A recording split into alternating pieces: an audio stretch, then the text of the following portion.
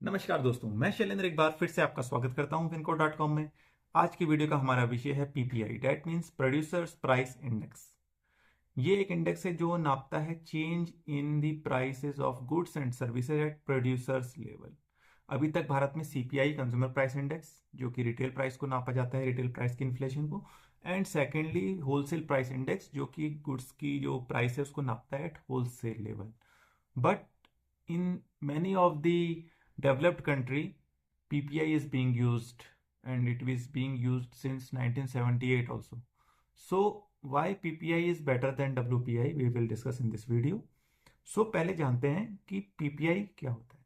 So PPI is an economic indicator which measures change in prices of goods and services at producers level. Producer जो वो goods या service को produce कर रहा है उसको अपने लेवल पे क्या प्राइस में चेंज आ रहा है। मतलब आज की डेट में अगर कोई गुड बन रहा है और उसको प्रोड्यूसर 10 रुपए का बेच रहा है, अगर 3-4 महीने बाद या 6 महीने बाद वो उस गुड को 12 रुपए का बेचता है प्रोड्यूसर लेवल पे, तो जो 2 रुपए है वो चेंज है प्रोड्यूसर प्राइस इंडेक्स में आने वाला चेंज।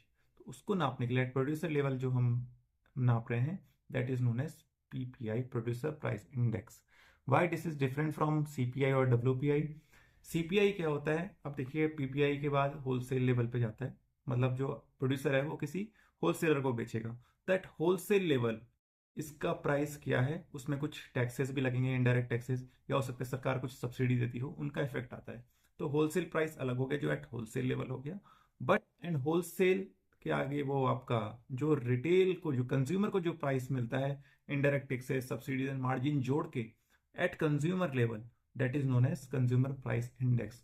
तो एक्चुअल अगर हमें मेजर करना है कि किसी गुड का एक्चुअल प्राइस क्या बढ़ा है, तो प्रोड्यूसर लेवल पे ही पता लग पाएगा, क्योंकि होल रिटेल लेवल पे क्या है, उस पर टैक्सेस। मान लिया प्रोड्यूसर लेवल पे प्राइसेस उतना नहीं बढ़ा, 2 रुपए बढ़ा, लेकिन टैक्सेस बढ़ा दिए सरकार ने, 18 की जगह 28% कर दिया। जैसे कि आप देखते हैं जीएसटी काउंसिल पे किसी वस्तु पे टैक्स बढ़ जाता है, किसी पे घट जाता है। बढ़ा गया, 18 से 28% हो गया, तो 10% टैक्स बढ़ गया, उसकी वजह से इन्फ्लेशन ज्यादा दिखेगा आपको। बट प्रोड्यूसर लेवल पे उसका प्राइस नहीं बढ़ा है, तो डैट मीन्स वहां पे थोड़ा कैलकुलेशन में हमारे को ज़्यादा सटीक कैलकुलेशन नहीं मिलेगी। या फिर सरकार ने टैक्स घटा दिया, तो ऐसा लगेगा कि इसका एट कंज्यूमर लेवल प्राइस घट गया है, बल्कि एक्चुअल में क्या हुआ होगा, वो टैक्स की वजह से प्राइस घटा है, प्रोड्यूसर लेवल पे प्राइस नहीं घटा है। तो इसको सटीकता से नापने के लिए पीपीआई की बहुत जरूरत है, जो कि हमारी सरकार अब बहुत जल्द पीपीआई पर मूव करने वाली है। ऑलरेडी कई सारे विकसित देश पीपीआई पर मूव कर चुके हैं, बहुत पहले से ही। 1978 से पीपीआई चला आ रहा है, इसने डब्ल्यूपीआई को रिप्लेस कर दिया था उन कंट्रीज में। बट हमारा देश इसकी तरफ बढ़ रहा है। हो सकता है आप अगर वीडियो देख रहे हैं तो पीपीआई लागू भी हो गया हो, लेकिन अभी इसके सैंपल्स की तैयारियां हो रही हैं। क्या सैंपल रहेगा, किसका कितना वेटेज रहना है, क्योंकि बहुत मुश्किल है पीपीआई को निकालना। डब्ल्यूपीआई से क्यों बेहतर है? डब्ल्यूपीआई जो है होलसेल लेवल पे नापा जाता है। दूसरा, डब्ल्यूपीआई में ज्यादातर गुड्स ही होते हैं, जबकि जीडीपी का एक major part, around more than 50%, is now coming from services. तो सर्विसेज को भी इसमें जोड़ा जाता है पीपीआई में, change in this prices of services and goods both. जबकि होलसेल में ज्यादातर गुड्स के प्राइसेस का चेंज ही नापा जाता है, जो कि जीडीपी में उतना सर्विसेज के बराबर ही कंट्रीब्यूट कर रहा है। सर्विसेज का भी जो वेटेज है उसको भी हमें प्रोड्यूसर प्राइस इंडेक्स में शामिल करना होगा। तो अगर बेसिक डिफरेंस की बात की जाए तो पीपीआई का स्कोप ज़्यादा है, डब्ल्यूपीआई में सिर्फ गुड्स हैं, अपने पीपीआई में गुड्स एंड सर्विसेज बोथ हैं। टैक्सेस की बात की जाए तो पीपीआई टैक्सेस को एक्सक्लूड करता है, होलसेल में टैक्सेस को इंक्लूड किया जाता है।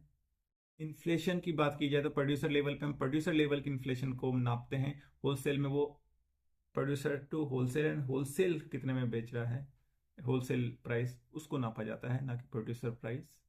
तो पीपीआई जो है ये more like a core inflation है, और ये ज़्यादा स्टेबल रहता है, अनलाइक रिटेल जो कि बढ़ता घटता रहता है due to taxes and subsidies.